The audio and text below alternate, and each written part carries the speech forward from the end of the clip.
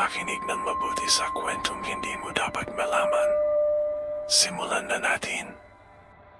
Nagsimula ang lahat nung kumuha ako ng trabaho bilang night shift na data encoder sa isang luma pero sikat na building sa Makati. Dahil baguhan at kailangan ng pera, hindi ko pinansin yung mga kwento-kwento ng mga security guard tungkol sa 14th floor.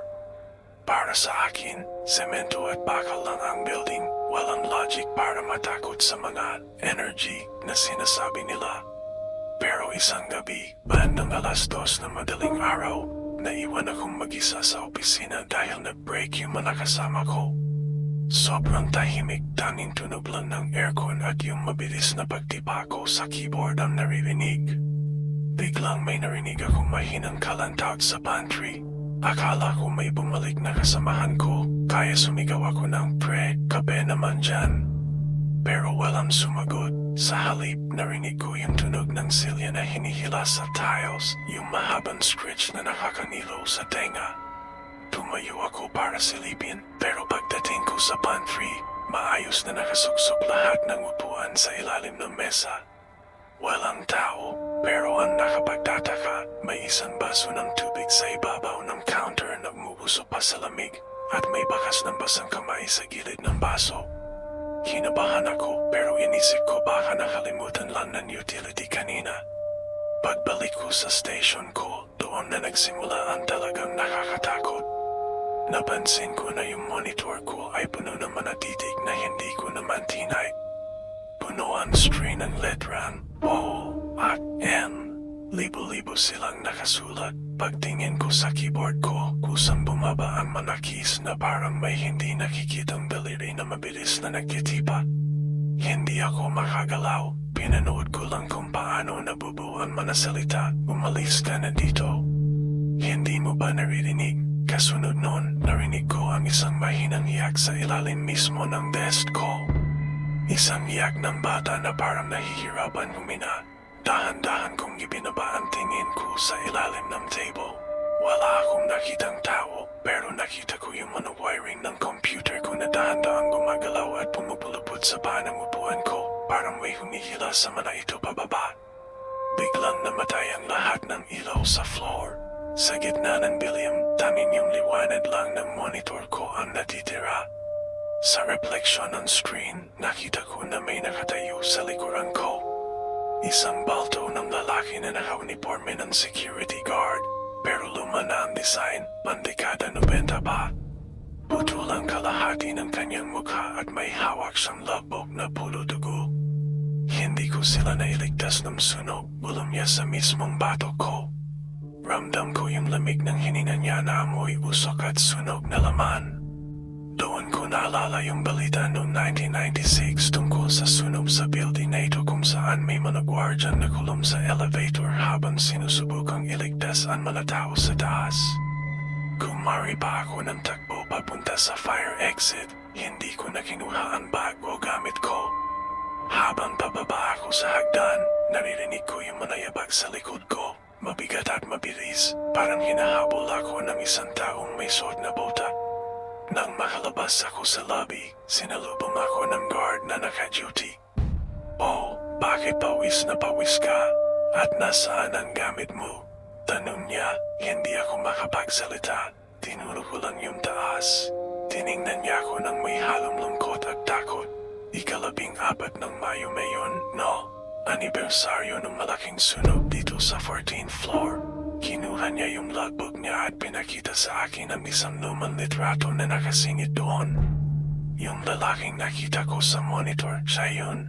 Simula noon, nag-resign ako at hindi na tumatanggap ng trabaho sa mga gusaling may madilim na nakaraan. Kasi minsan, ang mga horror story ay hindi lang gawa-gawa. Sila ay malalaala na ayaw matahimik at patuloy na naghahanap ng makikinig sa kanilang muling hiling. Hindi ko agad kinuha ang mga gamit ko kinabukasan. Hinintay ko munang sumikat ang araw at magkaroon ng maraming tao sa lobby bago ako bumalik sa 14th floor.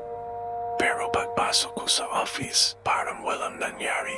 Maliwanag ang mga ilaw, mainay ang mga katrabaho ko, at abala ang lahat sa kani-kanilang mga tawag at pag-type. Inisip ko, baka naguni-guni ko lang ang lahat dahil sa sobrang puyat at kape. Pero nung umupo na ako sa mismong station ko, napansin ko ang isang bagay na nagpalamig sa buong katawan ko. Ang keyboard ko ay may manabakas na abo na parang galing sa sinunog na papel o kahoy sa pagitan ng mga keys. Oh, ba't tulalay ka dyan? Tanong ni Sarah, yung sipmate ko na laging masayahin. Tinanong ko siya kung may napansin ba siyang kakaiba sa floor nung nag-break sila kagabi. Tumingin siya sa akin ng seryoso, nawala yung ngiti niya. Actually, kagabi nung pabalik na kami, nakita ka naming tumatakbo palabas ng fire exit. Tinawag ka namin pero hindi ka lumingon. At na pala, may iniabot siyang maliit na piraso ng papel sa akin. Naiwan mo raw to sa lamesa mo, sabi ng guard na nag-ikot kaninang madaling araw. Pagbuklat ko sa papel, hindi yun sulat kamay ko. Isa itong punit na pahina mula sa isang lumang logbook. Nakasulat doon, 14th floor clear. All elevators rounded, fire spreading. Pero sa pinakaibaba, may dagdag na sulat na parang minadali. Bakit niyo kami nilock? Naramdaman ko ang pagpintig ng sentido ko. Hindi lang basta sunog ang nangyari rito. May mas malalim at mas masakit na kwento sa likod ng mga pader na ito. Sinubukan kong magtrabaho pero bawat kaluskos ng aircon o yabag ng tao sa hallway ay nagpapatalon sa akin. Bandang tanghali, pumunta ako sa smoking area sa rooftop para makalanghap ng sariwang hangin. Doon ko nakilala si Manbert, ang pinakamatandang maintenance sa building. Tinanong ko siya tungkol sa sunog noong 2096. Ham-eyed siya sa sigarilyo niya at tumingin sa malayo. Alam mo, Iho, hindi lang yung apoy ang pumatay sa kanila. Nung sumiklab ang apoy sa 14th floor, nagpanik ang management. Natakot silang kumalat ang apoy sa ibang floors kaya nilock nila ang mga fire exit doors gamit ang electronic system. Ang akala nila, mas mabilis ma-contain ang sunog kung isolated yung floor. Pero nag-malfunction ang system, hindi na nabuksan ang mga pinto. Nanigas ako sa kinatatayuan ko. Ibig sabihin, yung mga taong nandoon, kabilang na yung security guard na nakita ko, ay nakulong ng buhay habang lumalamon ang apoy. Kaya hanggang ngayon, pagpapatuloy ni Manbert, maririnig mo pa rin silang kumakatok sa mga pinto. Naghahanap ng labasan, lalo na kung mag-isa ka lang at tahimik ang paligid. Pagbaba ko sa elevator, biglang tumigil ito sa 14th floor kahit wala naman nag-press ng button sa labas. Bumukas ang pinto sa isang madilim na hallway dahil nag-trip daw ang fuse sa parteng iyon. Mula sa dilim, narinig ko ang tunog ng isang radyo, yung static ng walkie-talkie. Crappy, bass, we are trapped, please open the door. Kasunod nun ay ang amoy ng usok pero hindi ito amoy ng sigarilyo. Amoy ito ng nasusunog na plastic at carpet. Nakita ko ang isang refleksyon sa bakal ng elevator door. Hindi na lang yung guard ang nandoon. May mga anino sa likod niya, mga taong nakasuot ng tang-opisina, nakaluhod, at ang mga kamay nila ay nakataas na parang kumikilo sa hangin. Tulungan mo kaming lumabas, sabay-sabay nilang bulong na parang hangin na dumadaan sa siwang ng pinto. Agad kong pinindot ang close, pati ng paulit-ulit hanggang sa sumara ang pinto at bumaba ang elevator sa lobby. Doon ko napagtanto, hindi sila nananakot dahil masama sila, nananakot sila dahil hanggang ngayon, nararanasan pa rin nila ang huling segundo ng buhay nila, paulit-ulit, gabi-gabi. Hindi na ako pumasok sa sumunod na 2 gabi. Nagbasa ako ng sick leave dahil sa totoo lang, nilalagnat ako sa sobrang takot at puyat. Pero kahit nasa loob ako ng boarding house ko, hindi ako mapakali. Pakiramdam ko may dala akong lamig galing sa building na iyon. Isang gabi, habang naglalaba ako sa banyo, biglang namatay ang ilaw. Sa sobrang sanay ko sa blackout, hindi ako agad kinabahan. Kinuha ko ang phone ko para gamiting flashlight.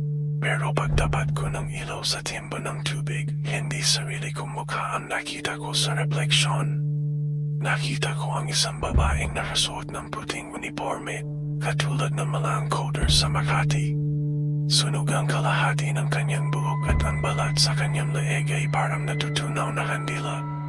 Nabitawan ko ang phone ko sa gulat. Pagpulot ko, wala na siya. Doon ko napagtanto na hindi sapat ang mag-resign. Parang may dumaikit sa akin ng gabing narinig ko ang kanilang manabulong. Hindi ko na kaya bumalik ako sa building nung hapon bago mag-shift ang mga kasama ko. Hinanap ko si Mang Bird, yung maintenance. Mang Bird, tulungan niyo po ako. Sinusundan nila ako, sabi ko habang nanininig ang mga kamay ko. Tiningnan ako ni Mang Bird ng matagal, tapos tinuhan niya ang isang lumang bundle ng mga susi sa kanyang biwan. Ay ho, hindi sila basta sumusunod.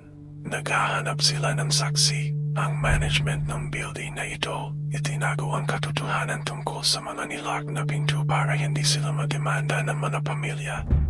Walang nakakaalam kung anong nangyari sa 14th floor kundi ang mga namatay lang at ang mga nakakakita sa kanila. Dinala ko ni Mang Bird sa dulo ng hallway sa 14th floor. Sa tapat ng isang pader na ngayon ay may nakasabit na malaking painting ng Maynila. Dito ang lumang fire exit, bulong niya.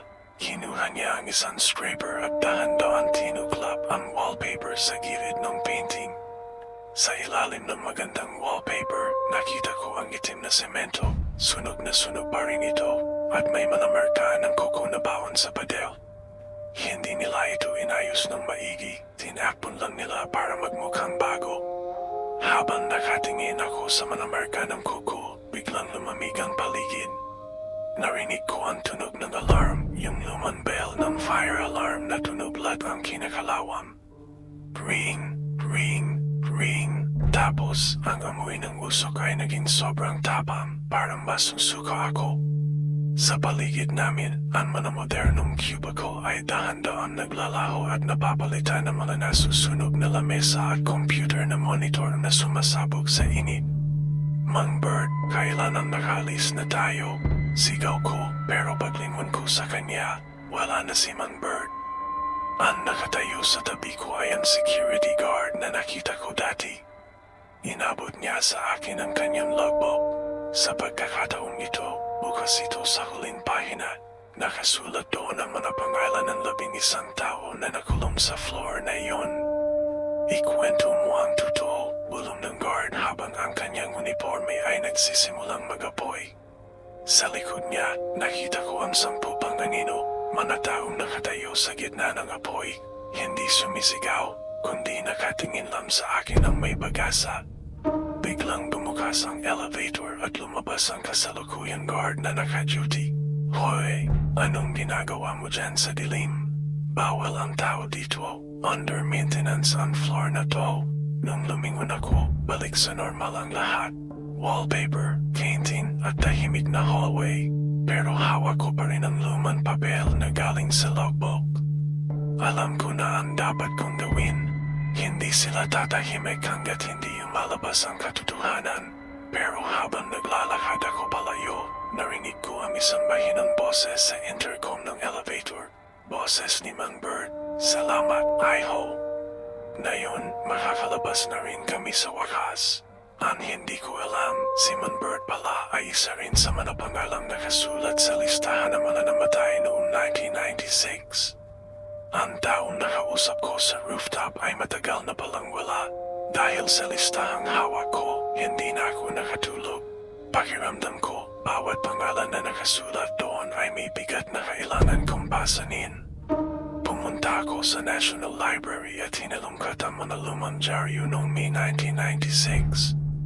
Doon ko nakumpirma ang lahat. Ang balita noon, accidental electrical short circuit. Sabi ng building management, mabilis daw ang respond ng bumbero pero sadyang mabilis din ang pagkalat ng apoy. Walang nabanggit tungkol sa mga nilock na fire exit. Walang nabanggit tungkol sa 11 biktima na nakulong sa loob. Habang nagbabasa ako, may napansin akong isang maliit na litrato ng mga bumbero na nag-aapulan ng apoy sa 14th floor. Sa isang bintana, kung titingnan mo mabuti, may makikitang anino ng maraming kamay na nakadikit sa salamin, nagmamakaawa, humihingi ng tulong. Pero ang mas nakakakilabot ay ang caption sa ilalim, lahat ng empleyado ay ligtas na nakalabas. Isang malaking kasinungalingan, isinara ko ang microfilm reader at napansin kong sobrang lamig na naman sa loob ng library, kahit tirik ang araw sa labas. Paglabas ko, may tumatawag sa phone ko. Unknown number. Noong sinagot ko, walang nagsasalita. Tanging tunog lang ng paghinga na parang may hika. At sa background, narinig ko ang pamilyar na tunog. Ring, ring, ring. Ang fire alarm ng building. Sino to? Tanong ko. Isang boses ng babae ang sumagot. Galing sa malayo. Huwag mong itutuloy. Ititigan nila ang hininga mo. Biglang naputol ang linya, kinabahan ako. Hindi lang pala ang mga multo ang dapat kong katakutan. May mga taong buhay pa na gustong manatiling baon sa limutang kwentong ito. Nagpa siya akong pumunta sa address na nakita ko sa lumang record ni Man Bird. Isang maliit na bahay sa Cavite. Doon ko natagpuan ang asawa niya, si Aling Rosa. Matanda na siya at halos hindi na makakita. Noong binanggit ko ang pangalan ni Man Bird at ang 14th floor, bigla siyang napakruise. Ay ho, 30 taon ko nang hinihintay na may magtanong tungkol sa asawa ko. Sabi nila, nag-AWOL daw si Bird ng gabi ng sunog. Sabi nila, tumakas daw siya at nagnakaw ng gamit kaya hindi na siya nahanap. Umiyak si Aling Rosa habang kinukwento na kahit isang cause-in ay wala silang natanggap na insurance dahil missing ang status ni Man Bird at hindi deceased. Ipinakita ko sa kanyang listahan. Nandito po siya, Aling Rosa. Hindi po siya tumakas. Sinubukan niyang buksan ang mga pinto para iligtas ang mga tao. Sa sandaling iyon, biglang bumukas ang TV sa sala ni Aling Rosa kahit walang pumahawak ng remote.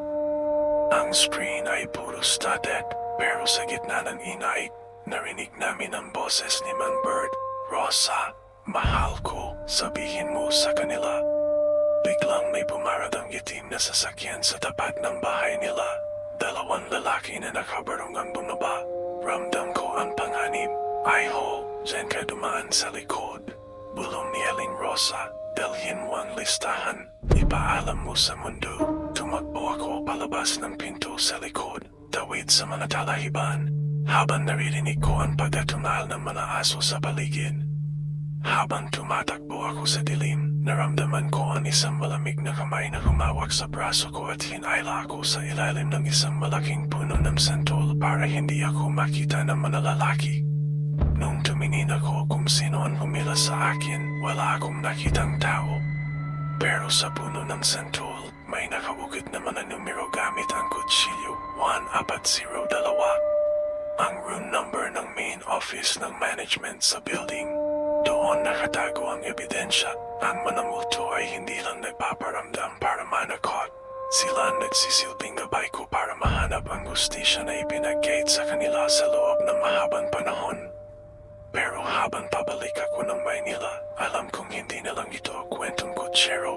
Putong buhay na ang nakataya dito. Pagdating ko sa tapat ng room 1402, parang tumigil ang pag-ikot ng mundo. Ito ang main office ng Ignacio Realty, ang kumpanyang may-ari ng building. Gabi na, kaya tanging ang emergency lights na lang ang nakabukas sa hallway, na bibigay ng matapang na kulay pula sa sahig. Hawak ko ang susi na ibinigay sa akin ng anino ni Man Bird, isang luma at kinakalawang na master key na hindi ko alam kung paano napunta sa bulsa ko pag-alis ko sa Cavite. Dahan-dahan kong ipinasok ang susi. Flick, bumukas ang pinto. Pagpasok ko, ang amoy ay hindi amoy ng opisina. Amoy ito ng lumang papel, alikabok, at yung nakakasulasok na amoy ng sunog na goma. Ginamit ko ang flashlight ng phone ko. Nagkalat ang mga filing cabinet. Hinalungkat ko ang drawer na may label na 1996 Archives. Pero bago ko pa mahawak ng handle, biglang bumukas ang lahat ng computer sa loob ng kwarto. Sabay-sabay silang nag-flicker at sa bawat screen, lumabas ang footage ng CCTV mula nung gabi ng sunog. Nakita ko sa screen ang kabuluhan, ang mga tao sa 14th floor na nagtatakbuhan papunta sa fire exit, pero pagdating nila doon, hila-hila nila ang hawakan ng pinto pero hindi ito bumubukas. Nakita ko si Mang Bird, may bitbit na palakol at pilit na sinusungkit ang pinto habang ang usok ay unti-unti nang lumalangon sa view ng camera. Tapos, nakita ko ang isang lalaking nakasuot sa loob ng control room, ang manager. Kalmado siyang nakatingin sa monitor habang pinipindot ang override lockball exit points. Ginawa niya yun para hindi madamay ang server room sa kabilang side. Piniling nilang isakripisyo ang 11 tao para sa insurance at data ng kumpanya. Biglang narinig ko ang yabag sa labas. Sino yan? Isang boses ng lalaki, matigas at may autoridad. Ang mga lalaking nakabarong sa Cavite, nandito na sila. Nagtago ako sa ilalim ng isang malaking conference table. Naririnig ko ang pagbukas ng pinto at ang pag-click ng baril. Alam namin nandito ka, ibigay mo sa amin ang logbook at makalis ka ng buhay, sabi ng isa. Ramdam ko ang paninginig ng buong katawan ko. Napapikit ako ng mariin, nanalangin na sana ay maglaho na lang ako. Pero biglang nagbago ang ihip ng hangin. Naging sobrang ginaw sa loob ng room 1402. Ang mga computer screen na kanina ay nagpapakita ng CCTV na yun ay naging puti lahat. Ang mga lalaki ay napatigil. Anong nangyayari sa kuryente? Tanong ng isa sa likod nila. Dahan-dahang bumukas ang vault sa pader. Isang vault na nakatago sa likod ng portrait ng founder ng kumpanya. At mula sa loob ng vault, lumabas ang itim na usok. Hindi ito usok ng apoy, kundi parang manahibla ng buhok na itim na gumagapang sa sahig. Narinig ko ang isang mahabang tili mula sa isa sa mga lalaki. Itinapat ko ang flashlight ko ng bahagya. Nakita ko ang security guard na guard noong 2096. Siya na ngayon ang nakahawak sa leeg ng lalaking nakabarong. Pero hindi na siya mukhang tao. Ang balat niya ay parang uling na nagbabaga. At ang bawat hawak niya ay nag-iiwan ng pasong malalim sa balat ng lalaki. Bakit niyo kami nilak? Sabay-sabay na boses ang narinig ko sa buong kwarto, parang nanggagaling sa mga pader mismo. Sa gitna ng kaguluhan, isang folder ang nahulog mula sa vault, saktong-sakto sa harap ko. Confidential Settlement Purposes May 1996. Kinuha ko ito at hindi na lumingon. Tumakbo ako palabas habang naririnig ko ang mga putok ng baril sa loob ng kwarto. Pero ang bawat putok ay sinusundan ng tunog ng nababasag na buto at ang nakakangiyaw na iyak ng mga taong hindi mamatay-matay. Nang makarating ako sa elevator, bumukas ito agad. Sa loob, nakatayo si Mang Bird. Maayos na ang itsura niya, nakasuot ng malinis na maintenance uniform. Tinapik niya ang balikat ko. Ilabas mo na yan, Iho. Kami na ang bahala dito. Nang makalabas ako ng building, lumingon ako sa 14th floor. Nakita ko ang mga ilaw na nagliliparan para manalitap-tap na kulay asul. Alam ko, hindi pa tapos ang laban dahil kailangan ko pandalhin ang ebidensyang ito sa mga autoridad. Pero sa unang pagkakataon, naramdaman ko na hindi na ako sinusundan ng takot. Sa halip, nararamdaman ko ang libo-libong pasasalamat mula sa mga kaluluwang matagal nang nakakulong sa Unit 1402. Ngunit habang binubuklat ko ang folder sa loob ng taxi, may nakita akong isang dokumento na hindi ko inaasahan. Ang listahan ng mga board members na pumirma sa lockdown order. At ang unang pangalan sa listahan ay ang tatay ng kasalukuyan kong boss. Hindi na ako mapakali sa loob ng taxi. Hawak ko ang folder na parang isang bambang sisubog anumang oras. Binuklat ko ulit ang dokumento. Ang pangalan Ricardo de la Vega. Siya ang chairman ng kumpanya at ang tatay ng direktang boss ko na si Sir Anton. Sila ang nagutos na i-lock ang mga pinto. Hindi lang ito aksidente. Ito ay isang kalkuladong desisyon para mailigtas ang mga mamahaling server at record sa kabila ng buhay ng 11 tao. biglang nag-vibrate ang phone ko. Si Sir Anton, nasaan ka? Sabi ng security sa building, pumasok ka sa 1402 nang walang permiso. Ibalik mo ang kinuha mo at pag-uusapan natin ito ng maayos. Ang boses niya ay mahinahon pero may halong banta. Hindi ako sumagot. Pinatay ko ang phone ko at tinanggal ang SIM card. Alam kong gagamitin nila ang GPS para mahanap ako. Nagbababa ako sa isang mataong mall sa Quezon City para mawala sa paningin ng kahit sinong sumusunod. Habang naglalakad ako sa gitna ng maraming tao, naramdaman ko ang isang kakaibang sensasyon. Ang mga screen ng mga TV sa isang appliance store ay biglang nag-static. Sa bawat screen, lumabas ang mukha ng isang batang babae, isa sa mga biktima noong 1996 na nakita ko sa CCTV. Itinuro niya ang isang direksyon. Sinundan ko ang kanyang tingin. Sa dulo ng hallway, nakita ko si Manbird. Hindi siya multo na nakakatakot. Para lang siyang normal na tao na naglalakad sa gitna ng crowd pero walang nakakabangga sa kanya. Sa simbahan, Iho, bulong ng boses sa hangin. Doon ka ligtas. Pumunta ako sa Quiapo Church. Sa gitna ng dasal at amoy ng kandila, binuksan ko ang folder sa isang sulok. May nakita akong isang flash drive na nakadikit sa likod ng isang lumang litrato. Isinaksak ko ito sa dala kong laptop. Laman ito ang mga voice recording ng usapan sa radio noong gabi ng sunog.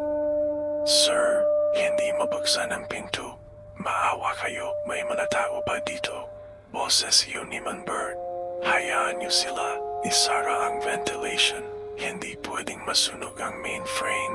Sagot ng isang boses na pamilyar sa akin. Boses ni Ricardo de la Vega. Habang nakikinig ako, naramdaman ko ang isang malamig na kamay sa balikat ko. Napatalon ako sa gulat pero paglingon ko, isang matandang deboto lang pala ang nandoon. Iho, may itim na usok na lumalabas sa bag mo, sabi niya nang may pag-aalala. Pagtingin ko sa bag ko, totoo na. Ang itim na usok mula sa building ay sumunod sa akin hanggang dito. Pero hindi ito nananakot, parang binabakuran nila ako. Pinuprotektahan laban sa mga lalaking nakabarong na mayon ay nakita kong pumasok sa loob ng simbahan. Nagkagulo sa loob ng Quiapo. Ang mga kandila ay biglang lumakas ang apoy, naging kasing taas ng tao. Ang mga rebulto ay tila lumuluhan ng itim na likido. Sa gitna ng gulo, nagawa kong makalabas sa gilid na pinto. Isang lumang jeep ang huminto sa harap ko. Ang driver ay walang iba kundi ang security guard na nakita ko sa 14th floor. Sakay na, sabi niya. Ang kanyang mga mata ay nagbabaga na parang uling. Dinala niya ako sa isang lumang istasyon ng radyo sa Manila. Ito ang tanging paraan, bulong niya bago siya naglaho kasama ang jeep. Pumasok ako sa loob at hinarap ang isang broadcaster na kilala sa paglalabas ng mga anomalya. May hawak akong ebidensya ng isang krimen na itinago ng 30 taon, sabi ko sa kanya. Pero habang iniaabot ko ang folder, biglang namatay ang lahat ng ilaw sa istasyon. Narinig ko ang pagklik ng baril sa dilim. Masyado kang pakialamero, sabi ng boses ni Sir Anton. Ang tatay ko ay hindi mapupunta sa kulungan dahil sa mga multo ng nakaraan. Pero bago pa man siya makakalabit ng baril, ang buong silid ay napuno ng nakakabinging tunog ng fire alarm. Ang mga sprinkler system ay bumukas, pero hindi tubig ang lumabas, kundi itim na lupa at abo. Ang mga anino ng 11 biktima ay lumitaw sa paligid ni Anton. Hinahawakan ng kanyang mga binti. Hinihila siya pababa sa sahig na tila naging putikan. Hindi ito totoo. Sigaw ni Anton, pero huli na. Ang gustisya ng mga pumanaw ay nagsimula na. Inabot ko ang flash drive sa broadcaster na nakatago sa ilalim ng lamesa. Ay eri mo na to, na yun din. Habang umi-eri ang audio sa radyo, ang boses ni Ricardo de la Vega na nag-uutos na hayaang mamatay ang mga tao para sa insurance, tila tumigil ang oras sa loob ng istasyon. Ang bawat salita ay parang hatol na dumudulog sa pader ng kasinungalingan na itinayo nila sa loob ng 3 dekada. barkada. Si Anton na kanina lang ay may hawak na baril ay nakaluhod na ngayon sa sahig. Ang manaitim na kamay ng mga anino ay hindi siya sinasaktan pero hindi siya makagalaw. Parang ibinabaon siya sa bigat ng sarili nilang kasalanan. Hindi niyo ako pwedeng hawakan. Manapatay lang kayo, sigaw ni Anton pero ang boses niya ay nanininig. Sa bawat pagbatak ng itim na likido mula sa ceiling sprinklers, lalong lumalapit ang anino ni Manbert sa kanya. Walang dalit sa mukha ni Manbert, tanging pagod lang, isang pagod na nagmula sa 30 taon na pagkakakulong sa isang floor na ayaw silang palayain. Biglang bumukas ang mga pinto ng istasyon. Pumasok ang mga pulis, kasunod ang mga reporter mula sa iba't ibang istasyon. Dahil sa live broadcast, naging mabilis ang balita. Wala nang nagawa ang mga tauhan ni De La Vega kundi itaas ang kanilang mga kamay. Nang makita ako ng mga pulis, kinuha nila ang folder at ang flash drive bilang ebidensya. Sa sandaling iyon, dahan-dahang naglaho ang mga anino.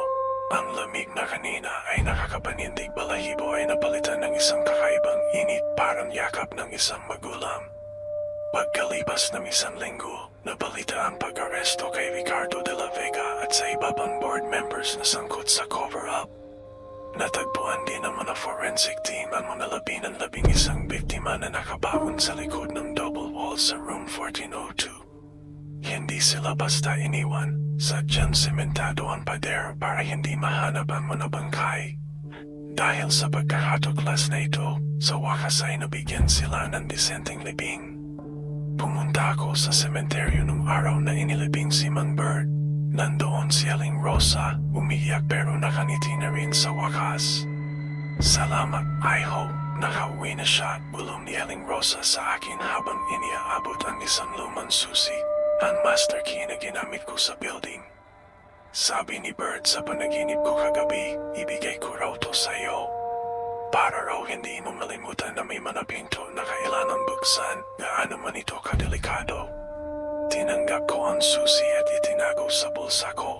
Nag-resign ako sa trabaho at lumipat sa isang maliit na opisina sa labas ng Maynila. Isang gabi, habang nag-e-encode ako ng mga bagong files, biglang namatay ang ilaw.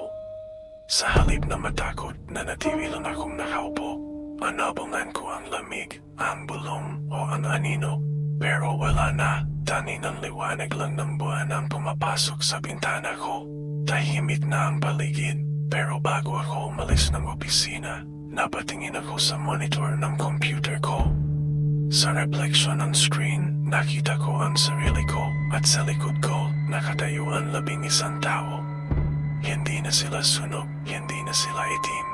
Maayos na ang kanilang mga suot, nakangiti at tila nagpapalam. Kumaway sila ng isa-isa bago dahan-dahan naglaho sa hangin. Doon ko na-realize na ang tunay na horror ay hindi ang mga multo, kundi ang mga taong buhay na handang pumatay para sa pera. Ang mga multo, sila lang ang mga kaluluwang naghihintay na may isang taong maglakas loob na makinig sa kanilang kwento. Simula noon, hindi na ako natakot sa dilim. Dahil alam ko na sa bawat sulok ng mundong ito, may mga kwentong nakatago na naghihintay lang ng tamang tao para ilabas ang katotohanan. At hanggat hawak ko ang susi ni Manbert, alam kong hindi ako kailanman mag-iisa. Matatapos ang kwento ko dito, pero ang hustisya para sa kanila ay mananatiling buhay habang buhay. At dito na nagtatapos ang ating kwento. Hanggang sa muli, kaibigan.